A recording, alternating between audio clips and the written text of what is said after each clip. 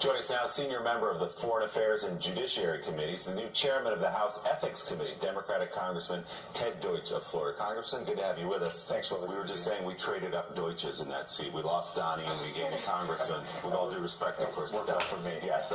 Let me ask you first. We've got a ton to ask you about this report overnight from BuzzFeed News that cites two law enforcement officials involved in the investigation as saying that the president, Donald Trump, directed Michael Cohen to lie to Congress about the construction of this Trump Tower in Moscow. If true, if confirmed, and there's a lot of backing up in here talking about what the special counsel knows, not just testimony from Michael Cohen, but inner witnesses and emails and texts from the Trump organization. If true, what would it mean to you? Well, if this is true, what it means is this is more evidence that the president has violated his oath of office. The president didn't take an oath of office to be above the law. The president takes an oath of office to execute the laws. And if he told Michael Cohen to lie to Congress, if he suborned perjury, this is as serious as it gets. We asked the question whether it was obstruction of justice when the president asked Comey to go easy on Flynn, whether it was obstruction when he fired Comey, whether it was obstruction when he dangled pardons to Manafort, whether there was how bad it was when he allegedly committed a felony in order to win the White House. Well, this is more evidence. The House Judiciary Committee is now fully ready to start holding hearings to explore these issues so that, look, Mueller has a head start on this, but we have an obligation to do our job to determine exactly what happened. You say this is as serious as it gets. Yes, it Does is. that mean impeachable? Well, if the president violated the oath of office, if the president obstructed justice, I mean, ultimately the question is, what is Congress going to do about it?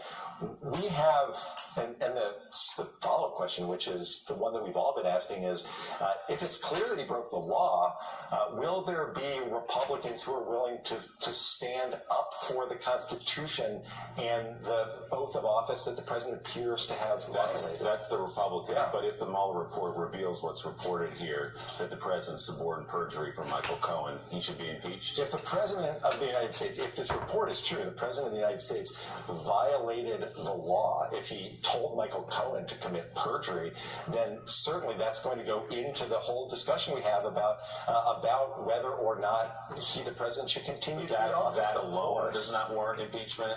Well, what we have to realize is that alone is not all that we've got. That's why we keep saying, when we say we have to wait for the Mueller report, this is damning and it's terrible.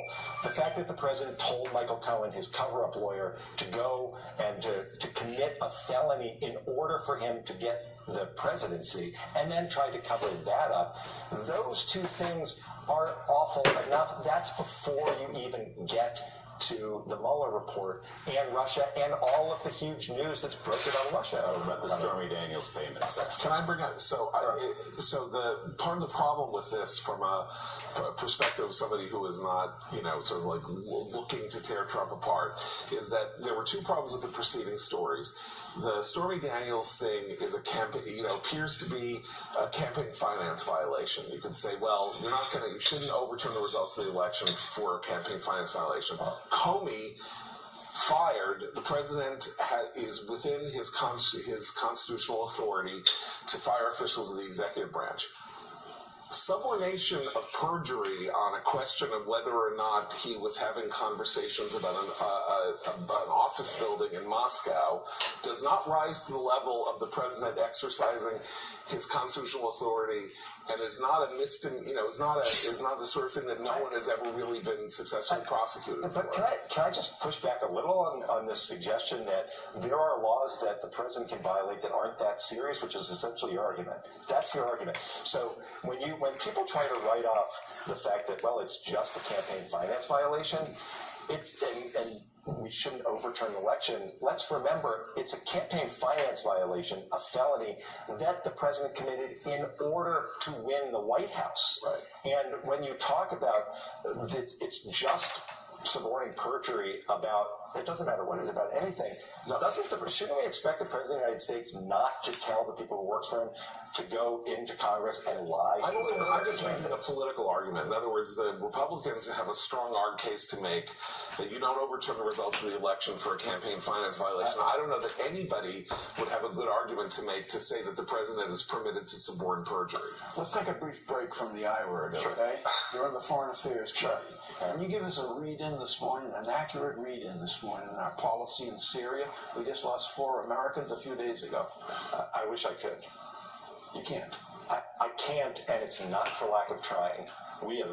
We have spent the past 2 years trying to understand what this president's policy, what the administration's policy is in Syria. And we're specifically told by the administration at a hearing just weeks ago, we were specifically told that we weren't going to quickly pull our troops out and risk having the Iranians and the Russians have their way in Syria. And the president made that announcement. Others in the administration made other announcements. We don't know. And there's so much at stake for the United States there. And the tragic loss of these brave Americans is a reminder of how serious this is and why we need to better understand what it is the administration is doing. Congressman, we want to talk about the shutdown. I have to fit in a quick break. We'll talk more with Congressman Deutsch in just a minute. Thanks for checking out MSNBC on YouTube, and make sure